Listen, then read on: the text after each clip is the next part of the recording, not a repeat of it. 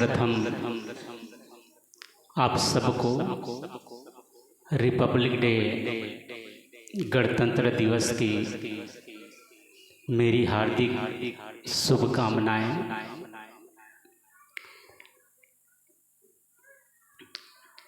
जिस प्रकार देश को सुव्यवस्थित ढंग से चलाने के लिए देश का संविधान बनाया गया, कानून बनाया गया, इसी प्रकार अपने जीवन को व्यवस्थित करने के लिए, अपने जीवन को सुंदर बनाने के लिए अपने अंदर भी आत्म अनुशासन चाहिए। बिना आत्म अनुशासन के, बिना अपने जीवन को सही ढंग से जीने के, जिस प्रकार देश में कानून ना हो तो देश में अव्यवस्था फैल जाएगी। इसी प्रकार यदि आत्म अनुशासन नहीं है, हमारा जीवन सुव्यवस्थित नहीं है, तो फिर हमारा जीवन, हमारे अंतःकरण में भी अव्यवस्था, अराजकता फैल जाती है। इसलिए बाहर से शिक्षा लेके हमें भीतर को परिवर्तन करना है। व्यक्ति की जिम्मेदारी है। एक एक व्यक्ति से परिवार बनता है, परिवार से ही समाज बनता है, समाज से ही राष्ट्र बनता है, राष्ट्र से ही देश बनता है और देश से ही विश्व बनता है। जब सब देश मिल जाते हैं तो विश्व का निर्माण होता है। मूल है, इकाई है व्यक्ति का सुधरना, व्यक्ति का अच्छा होना, तो ही समाज में अमन और चैन रहेगा। सदगुरु कबीर ने कहा है, पत्ता टूटा डाल से ले गई पवन उड़ाए, अब के बिछड़े ना मिले दूरी परेंगे जाए। सदगुरु कबीर कहते हैं, जिस प्रकार पेड़ से पत्तियां गिर जाती है टूटकर,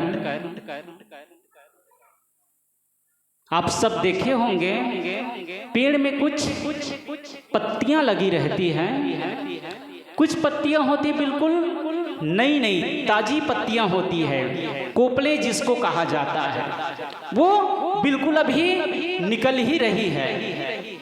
कुछ पत्तियां होती हैं जो परिपक्व अवस्था में होते हैं, वो बिल्कुल हरा होता है, और कुछ पत्तियां होती हैं जो पीली पड़ गई। अब डाल से अलग होने का समय आ गया उसका, बस वायु का एक झोंका पड़ता है और वो पत्तियां डाल से टूटकर नीचे की ओर जाती है।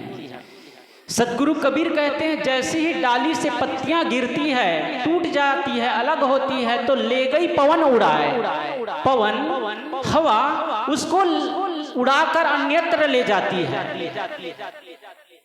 सदगुरु कबीर कहते हैं, अब की बिछड़े ना मिले दूरी परेंगे जाए। अब वो पत्तियां सदा के लिए उस डाली से अलग हो गई, अब उससे मिलना नहीं हो सकता। इसी प्रकार परिवार रूपी डाली से एक सदस्य चले गए, अनंत काल के लिए, हमेशा के लिए उससे जुदा होना पड़ता है। फिर दोबारा उससे मुलाकात नहीं होगी। ये जो मिलन है, नदी नाव संयोग, सबसे हिल मिल चालिए नाव नदी संयोग। तुलसी यह संसार है भांति भांति के लोग, सबसे हिल मिल चालिए नाव नदी संयोग। जिस प्रकार नाव और नदी का संयोग होता है, यात्री कुछ देर उसमें बैठता है, फिर अपने गंतव्य की ओर, अपने मंजिल की ओर वो बढ़ जाता है। ऐसे ही थोड़ी देर का मिलन है। जिस प्रकार हम बाजार जाते हैं, मार्केट जाते हैं तो कितनी भीड़ होती है चारों तरफ, लेकिन वो भीड़ से मुलाकात भी हमारे थोड़े समय के लिए होता है। 10-15 मिनट, आधा घंटा, 1 घंटा के लिए हम मार्केट में रहते हैं, उसके बाद अपने घर आ जाते हैं सबसे जुदा होकर। ऐसे ही हमारे परिवार की बात है। कब कौन सदस्य, पेड़ में तो पत्तियां ज्यादातर जो पीली पड़ जाती है वे ही टूटकर अलग होती है। कदाचित कोई आंधी तूफान आ गया, कोई ओला पड़ गया, तभी हरी पत्तियां, कोपले पत्तियां टूट जाती है, अन्यथा पीली पत्ती ही ज्यादातर टूटती है। लेकिन हमारे लिए ऐसा नहीं है। बूढ़ा पिता घर में रहता है, जवान बेटा चला जाता है। माँ रहती है, बेटी चली जाती है। एक जगह ऐसे ही श्राद्ध का कार्यक्रम था, तो गए थे। तो उस घर की जो बहू है उसका शरीर छूट गया। दामाद था उसका, वो कहने लगा हम लोग के पास आकर, साहब ये क्या हो गया, देखिए बूढ़ी माँ अभी है, बेटी ही चल दी। अब वो घर को संभालती थी, घर को व्यवस्थित रखती थी, माँ ही चल दी। एक बेटी एक बेटा है, शादी नहीं हुई है। वो बेटी रोज अपने स्टेटस में अपनी माँ के फोटो के साथ अपना फोटो ज्वाइन करके लगाए रहती है, और मानो उसकी आंखों से आंसू बह रहा है, मिस यू मम्मी लिखी रहती है। बेटा भी ऐसे ही लिखा रहता है, केवल यादें ही रह जाती है। पता नहीं इस जीवन रूपी दिए में तेल है कितना, कौन जाने इन मधुर रिश्तों का मेल है कितना। ऐ लोगों, जीवन में प्रेम की डोरी को न तोड़ो, क्या पता इन सांसों का खेल है कितना, इन सांसों का खेल है कितना। दिया जलता रहता है जब तक तेल रहता है, कब दिया बुझ जाए पता नहीं चलता है। ऐसे ही कब अपनों के बीच से कोई अपना चला गया, कोई कहा नहीं जा सकता। आज जितने सदस्य अपने परिवार में हैं, कल रहेंगे ये भी निश्चित नहीं है। फिर क्यों लड़ना, क्यों बैर विरोध, क्यों कलह।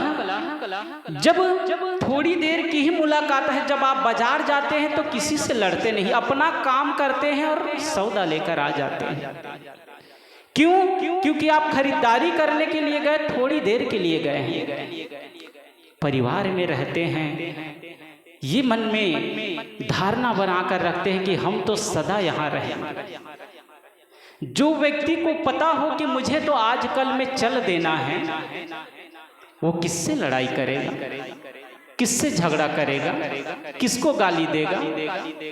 जाने का समय तो बिल्कुल करीब आ रहा है, इसलिए लड़ाई ना करें। एक बच्चा अपने पापा से कहता है, पापा टीवी और दूरदर्शन में क्या अंतर है। छोटा सा बच्चे के अंदर में जिज्ञासा होती है कुछ पूछने की। तो टीवी नाम सुना था, तो उसने कहा, पापा टीवी और दूरदर्शन में क्या अंतर है। पापा ने कहा, बेटा जब तुम्हारी मम्मी और मैं दोनों जब घर में लड़ते हैं उसको कहते हैं टीवी। अब जब लड़ते लड़ते घर के बाहर निकल जाते हैं, पड़ोसी लोग देखते हैं हमारे झगड़े को, उसको कहते हैं, क्या कहते हैं, क्या कहते हैं, दूरदर्शन। जब दूर के लोग देखते हैं, पड़ोसी लोग देखते हैं, उसको कहते हैं दूरदर्शन। दूरदर्शन अपने रिश्तों को ना बनाओ, टीवी ना बनाओ। जब सगाई हुई रहती है लड़का और लड़की की, तो आजकल, पहले तो परिवार के लोग ही, रिश्तेदार ही देखकर आ जाते थे। लड़की लड़का दोनों को एक दूसरे के शादी के समय ही देखते थे। शादी के समय भी घूंघट ढका हुआ रहता था, देख नहीं पाते थे कि चेहरा कैसा है। आज के समय में जैसे ही छेका हुआ, एक दूसरे का नंबर ले लेते हैं, और जिसके पास फोन नहीं उसको फोन भी दे देते हैं ससुराल वाले। बड़ा गजब है। कोई लड़की के पास यदि मोबाइल नहीं है, वो पढ़ती लिखती है, नहीं रखी है, तो लड़के वाले लोग उसको मोबाइल दे देते हैं बात करने के लिए। अब दोनों के दोनों व्हाट्सएप में 10-10 बजे, 11-11 बजे रात तक एक दूसरे से बात कर रहे हैं। रात दिन सब बराबर। शादी के पहले ही 20 बार मिल जाते हैं पार्क में, और इतने एक दूसरे के बारे में बातचीत हो जाती है, एक दूसरे को जान जाते हैं। कई रिश्ते सगाई में ही टूट जाती है, शादी तक उसका रिश्ता पहुंचता ही नहीं। बहुत जगह ऐसा होता है। वो अपने बारे में बताते रहते हैं, बातचीत करते रहते हैं, और अब जब इतनी बातचीत होगी, व्यर्थ की बातें, टाइम पास, एक दूसरे के टाइम को इन्वेस्ट कर रहे हैं, समय खराब कर रहे हैं, रात में नींद नहीं, दिन में चैन नहीं, पता नहीं कब एक 3 महीना 2 महीना बीते कि हमारी शादी हो। इतनी उत्सुकता रहती है। सारी बातचीत तो शादी के पहले ही हो जाती है। शादी होती है, मुश्किल से साल भर होता है। पत्नी कहती है अजी सुनते हो, सुनता ही नहीं पति कहता अजी सुनती हो, वो भी नहीं सुनती है। दोनों एक दूसरे की बात को सुनना ही नहीं चाहते हैं। एक बात किए ऐसा, पति कहते हैं हाँ ठीक है मैं समझ गया, उसकी बात पूरी होने ही नहीं देते। शादी के पहले 11-12 बजे रात तक एक दूसरे से बात करो, शादी होते ही बस एक शब्द कहे, ऐसा करना है, बस पति कहते हैं हाँ ठीक है मैं समझ गया, ठीक है मैं जानता हूँ। कोई पति कोई पत्नी को कहे अच्छा ठीक है मैं जान गया, मैं हो जाएगा ये काम, बात पूरी होती ही नहीं, क्लोज। पति बाहर रहता है, पत्नी घर में काम काज करती रहती है, तो वो सारी बातें, अपने दुख सुख, अपने मन की बातें ससुर को तो नहीं कह सकता है, सास को तो नहीं कह सकती है। जो कुछ बातें हो अपने पति से ही शेयर करेगी, लेकिन पति बात सुनता ही नहीं, पत्नी के पास टाइम ही नहीं है।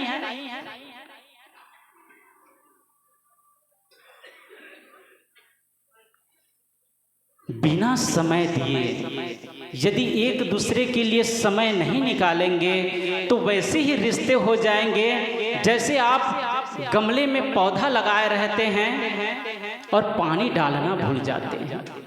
वो जी तो रहा है किसी प्रकार, मरा नहीं है वो पौधा, लेकिन पूरी तरह से सूख गया है। ऐसे ही यदि एक दूसरे के लिए समय नहीं निकाला जाएगा, एक दूसरे से बातचीत नहीं होगी, तो रिश्ते तो चल रहे हैं। जैसे कोई मकान हो, सुंदर दिख रहा है, ऊपर से पुट्टी कर दिया है, रंग कर दिया है, लेकिन बहुत पुराना हो गया है, वो जर्जर हो गया है, कब गिर जाए पता ही नहीं। आज ऐसे रिश्तों के दशा हो गई है। मैं कह रहा था पत्ता टूटा डाल से ले गई पवन उड़ाए, अब के बिछड़े ना मिले दूरी परेंगे जाए।